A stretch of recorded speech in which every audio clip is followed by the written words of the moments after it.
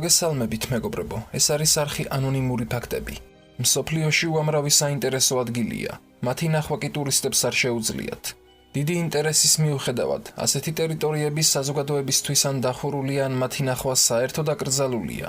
მაშასე, დღეს განვიხილავთ 5 საინტერესო ადგილს, სადაც ტურისტები არ დაიშვებიან. დავიწყოთ.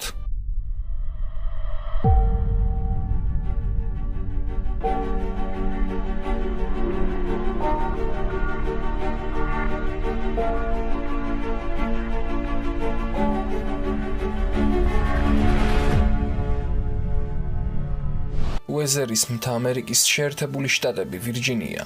აქ აშენებულია სწრაფი ოპერაციების ცენტრი, რომელიც კრიტიკულ სიტუაციაში ქვეყნის მართვას შეძლებს.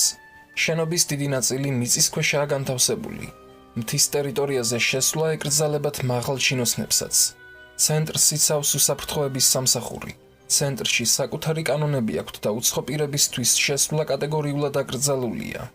შპიცბერგენის სათავსო, ნორვეგია. ნორვეგიაში შპიცბერგენის მთაზე 2006 წლიდან არსებობს სპეციალური სათავსო, რომელიც ინახავს მცენარეების თესლებს მსოფლიოს სხვადასხვა კუთხიდან. შენობა გვირაბია ააგეს იმ მიზნით, რომ გლობალური კატასტროფის შემთხვევაში ადამიანებმა აგრარული კულტურის გადარჩენა შეძლონ. ჯავარის ველი, ბრაზილია. ბრაზილიაში ჯავარის მდინარის მიმდებარე ტერიტორია სპეციალურად იზოლირებულია, რათა დაიცვან მცხოვრები ტომები. ტერიტორიაზე 14 ტომია დასახლებული, რომლებსაც არავითარი წარმოდგენა ან გამოცდილება არ აქვთ გარე სამყაროზე. მათი რაოდენობა 2000 ადამიანამდე აღწევს.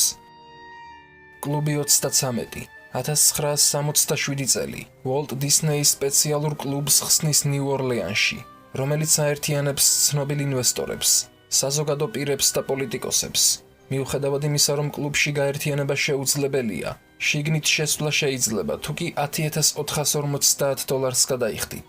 კომპანიებს კლუბის დათვალიერება $27,000 ამერიკული უჯდებათ. გარდა ამისა, კლუბის წევრები წევრობის შესანარჩუნებლად ყოველწლიურად $3,275 იხდიან. ესვედრას კუნძული. ეს კუნძული არის ესპანეთის ნაპირებთან ახლოს. მასზე მოხვედრა კი კატეგორიულად აკრძალულია. საქმე იმაშია, რომ ესვედრაზე ხშირად მწყობრიდან გამოდის ტექნიკა, ხოლო კომპასები არასწორ მიმართულებას აჩვენებენ.